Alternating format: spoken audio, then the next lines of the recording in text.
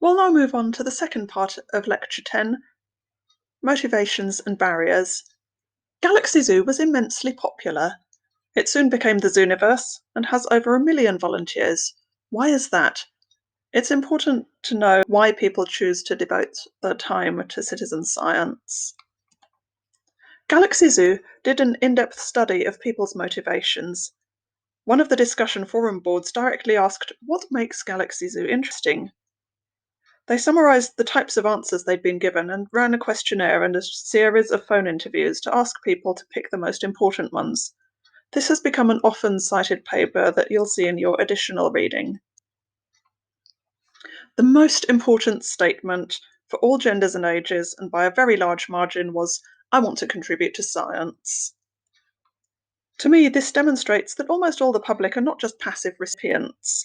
There are colleagues in scientifically investigating the world around us. On the right, you'll see another list of further motivations people also mentioned they had. There's quite a variety. Motivations is a big topic among researchers. There are a lot of papers on it. Your deep dive reading contains only a small sample. I'm going to introduce you to just a few examples. On the left, this circular model is based on some social psychology research from 1992.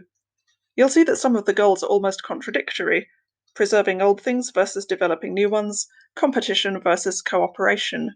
Different projects appeal to different areas. There is a 5Cs model of citizen science based on this circular model, which is not the same as the 5Cs developed by Shirk et al., different forms of participation in citizen science. The researchers initially tried to fit Schwartz's values to the 4Cs on the right, however, a few did not fit, such as interaction and cool. Nonetheless, people will have several different values that make citizen science important to them, even if these are often contradictory. Different projects will appeal to different points. For example, Eyes on Owls is extremely competitive, while Galaxy Zoo found that competition decreased the quality of the results. But what might stop someone from contributing, either by putting them off initially or causing them to drop out later? The barriers might be the project itself.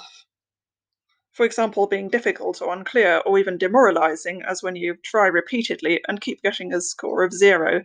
I've highlighted my own experience with Folded at Home on the right. I just couldn't get a score above 0. Other people have had a quite different experience with Folded and found it wonderful. However, people's own lives and circumstances also play a role, but that doesn't mean we can't do anything about that. Sometimes a barrier might be someone's personal life circumstances. As an obvious example, if a project asks someone to go to an inaccessible place, a disabled person who uses a wheelchair will face a barrier. Or if an interface has very many small buttons, someone with poor eyesight or dexterity in their hands will find it very difficult. Or if your project uses complex graphics or processes a lot of data, this might be hard on someone's internet connection. In some cases, you can do something about these, and in others, you can't. On the other hand, someone's life circumstances may actually be a motivator. If someone is isolated, for example, they'll probably have a lot of free time, and citizen science will be especially meaningful to them. We'll look more at this later. How can we solve this? Sometimes simply with good design, which you heard about in last lecture. I cannot recommend enough that you beta test your project on people who don't know much about it. This is especially effective if they have less great equipment to check it doesn't use too much bandwidth or computer power. And if you can get out of the university environment, for example, asking family or friends or social media. Scoreboards and competition may be demoralizing or encouraging. It is worth saying that even small contributions are worthwhile. Lots of contributions improve data quality. I really recommend lots of contact with your volunteers. They may be able to help each other or have great suggestions for improvement. You've already heard from Mookie's lectures that a lack of education is a major barrier to participation. Small anecdote here. However, I used to work in schools and I found that pupils who are good at science can dislike citizen science. This may be because they're used to getting it right, and citizen science isn't about that. People who are used to one way of thinking or terminology can be disconcerted to find it isn't there. An example is the Hubble tuning fork, an old-fashioned established way to classify galaxies. Galaxy Zoo chose not to use it, for the following reasons. It's unnecessary, takes a long time to teach it. One question they had was, is it correct? The answer was, it is not. It was created before we knew how galaxies were formed. But some Galaxy Zoo volunteers were upset that it wasn't there. For most, though, it would have been a hindrance. Volunteers come to citizen science as people. They therefore bring their own problems. When we work in science, we go to conferences, we get given food and hotels and travel expenses. Colleagues are on hand to support us. The citizen scientist does not have that. They're alone. Several committed volunteers may have been very lonely. Their interest in science may have caused other people to bully them and to call them a nerd or a geek. They may feel at peace or at home doing citizen science and not have this anywhere else.